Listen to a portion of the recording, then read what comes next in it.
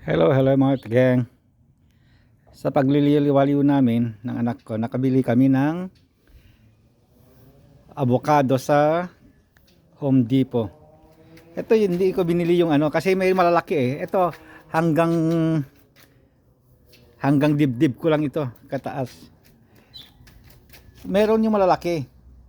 Kaya lang hindi kasi sa sasakyan namin at saka mahal yon. Ito 44 lang ito. 44.98 plus tax. At saka bumili rin ako ng isang jalapeno. That's it. Ito na lang ang ito na lang ang tanim ko.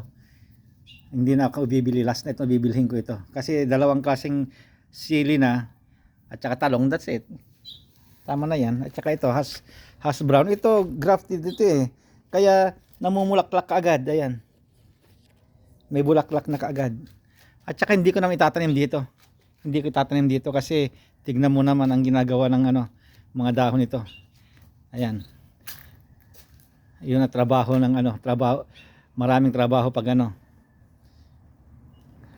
wawalisin mo yan. Kaya ito ilalagay ko sa labas. Ito yung niya, itsura yan niya. Maliliit lang na ito, na avocado. Kaya ngayon, baka magbutas ako ngayon dito, maghukay ako doon. Baka bukas ko na ilalagay ito, itatanim. Okay. Kasi ito, mas maganda kaysa sa buto eh. Nagtanim ako ng buto noon, tagal-tagal, tapos namatay din. Buti ito, kung panahon ng tagsibol, tagbunga, tagbulaklak, bubulaklak agad kagaya nito. Ayan magbubulaklak na. Kasi panahon ng bulaklak ngayon, tignan nyo yung nasa likod namin. Ayan yun ang avocado nila.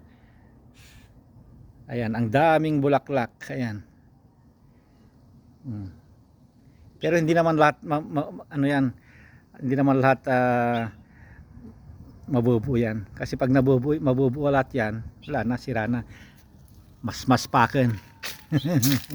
Kaya hindi. Okay mga katigang. Ito na yung trabaho ko na naman. Bye bye mga katigs.